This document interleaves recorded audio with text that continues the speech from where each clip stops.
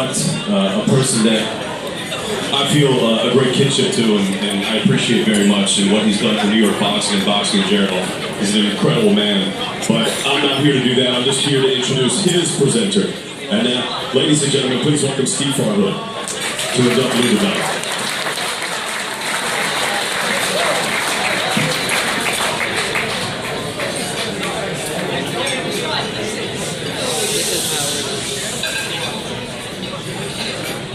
These have been the shortest speeches I've ever heard in something like this. I'm not giving Lou a 10, 20-second introduction, but it won't be long enough. Lou DiBella went to Harvard Law School, and you did. Yeah, the one that was up there on the stage? Alright, so it's a given that besides being one of the last true remaining characters in boxing, Lou is exceptionally intelligent. And I'll show you how intelligence is such a vital asset in the art of negotiation. It was a year or two after we started televising the Broadway boxing series, and I felt I needed a few more bucks to share my mellifluous tones and matinee-eyed looks with the public, so I set up a meeting with Lou. I walked into his office, he said, "How much you want?" I said, "X amount more per show." He said, "Fine," and I left the office. I never even sat down. Now, given Lou's notoriously limited attention span, I thought the 15-second meeting went very well. I assume Lou does not negotiate with his fighters and TV executives in such a manner. Whatever he's been doing, it's been working. As a TV exec with HBO back in the day, Lou made Boxing After Dark an instant hit by buying one great fight after another. And as a promoter who's worked with fighters from Podium and Andre Gordo and Mickey Ward, to Jermaine Taylor and Bernard Hopkins, to Sergio Martinez and many others, Lou is one of the preeminent power brokers in the sport. And nobody does it quite like Brooklyn's Lou. He recently fired a fighter of his on Twitter. For those of you who don't know the full Lou DiBella, he also owns the Richmond Flying Squirrels, which is a AA baseball team. In some incredibly creative casting, he played a promoter in the movie Rocky Balboa. He produced documentaries, and he executive produced a theatrical release, Love Ranch, in which, shockingly, Helen Mirren took off her clothes and Joe Pesci cursed a lot. It was clearly a case of Hollywood bias, Lou, that the Academy Awards passed you by. I'm sure I'm leaving out a lot of Lou's accomplishments, but the way I like to think of Lou is that as the host of a big New York City party called Broadway Boxing. Lou works the room, whether it's B.B. King's on 42nd Street or Roseland on West 52nd. He mingles with 50 Cent and Susan Sarandon and Pete Hamill and Rosie Perez, as well as the average fight fan. And sometimes he sits in on our broadcasts, screaming into the microphone, talking over everybody, and having the time of his life. I think the reason Lou loves Broadway Boxing, the series, is because it's pure New York, and he gives young city fighters a chance to make it. If nothing else, Lou is generous. Believe me, I've experienced this firsthand. He's helped me along the way. A fighter's in trouble like Gerald McClellan, Lou raises money. An icon dies like Nick Charles or Burt Sugar, Lou organizes a TV tribute. A city is in trouble, as New York was after 9/11. Lou runs a benefit show. A couple of weeks ago, Lou was the one in need, emotional need, because his father passed away, and the entire New York boxing community showed up to support him. For me, perhaps the very best thing I can say about Lou is that he makes the boxing world a fun and interesting place to be. After this speech, Lou, I want another race. Your 2014 inductee into the New York State Boxing Hall of Fame, the one and only Lou DiBella.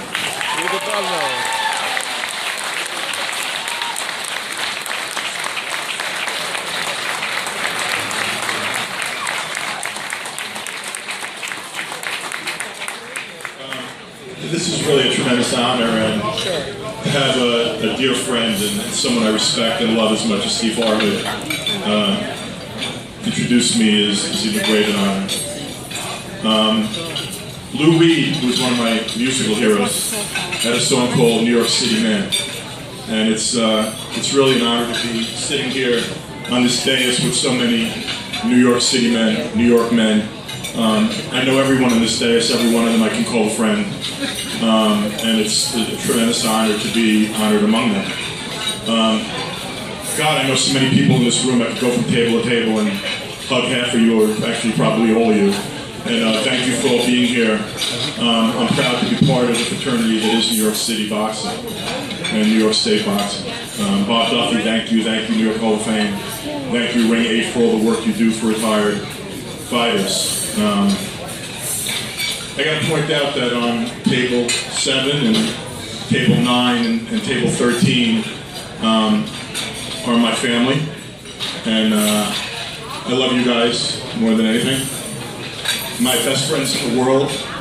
You know, someone once said to me, the family you and my staff, who I don't thank enough, and I love you guys, and you are also my family. We're part of a great sport, but we're a sport that sometimes we stumble over ourselves, and sometimes we forget that we're the sport of kings. We're a sport that has a lot of angels in it. Guys in the Jimmy Glens of the world, and guys that spend their lives developing young men, taking them off the streets, allowing them to have opportunity. But we're also a sport that sometimes has people in it that we shouldn't be so proud of. And you know, as a result of that, we need a moral compass sometimes. We need people to be moral compasses. And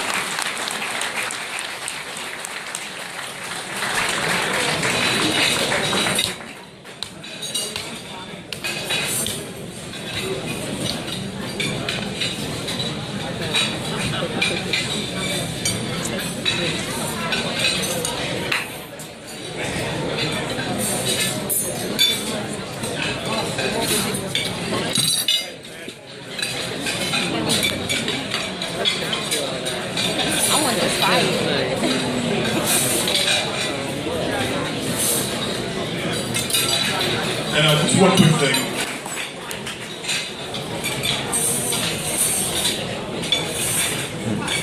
All right. Ladies and gentlemen, at this time, I'd like to bring up to the dais to present to our next inductee, who is known as the gentleman, Gerry Cooney. Oh, Gerry. So don't say it again, whatever you say. First of all, gentleman that holds the record of holding the most main events in Sunnyside Gardens, true blood and guts warrior, incredible fighter, Mr. Bobby Cassidy.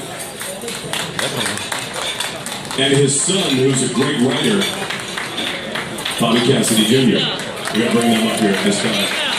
And I do want to say Bobby Cassidy was inducted last year to the New York State Boxing Hall of Fame. So father and son should introduce Gerry Cooney, to induct Gerry Cooney.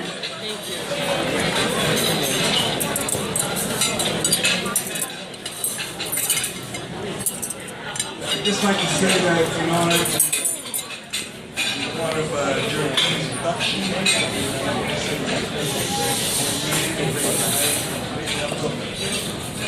Yeah, the great left hooker. Just hold the sun. It's just an honor to help him get inducted in a small way. Thank you. It's such an honor to be up here with all these great fighters and great boxing people. You look down the days on either side, and the history of New York boxing is really represented here with all these great fighters. There are a lot of sports franchises in New York. We have the Mets, we have the Yankees, Rangers, Nets. But Gerry Cooney, for a long time, was our franchise. If you lived on Long Island in a certain part of your life, Gerry Cooney was our sports franchise. He was bigger than any other team we had, and the reason why is because we could all relate to him.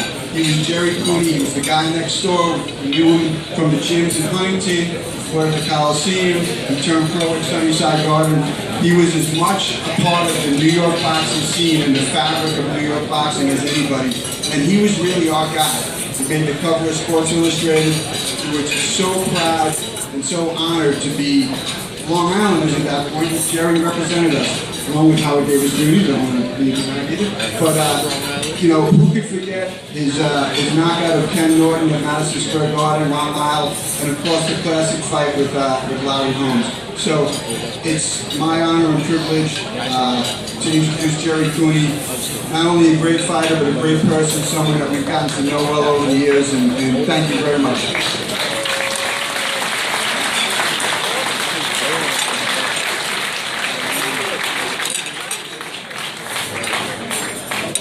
Well, thank you. Listen, we got 45 minutes with me, right? Oh, no. What's so funny? You're so funny. It's really great being up here today. You know, I've had a great life. I had great people. You know, I come here and see all these old guys that I used to fight with years ago hanging around here. Well, we got old. And I remember years ago when I was 18 years old, I just turned pro.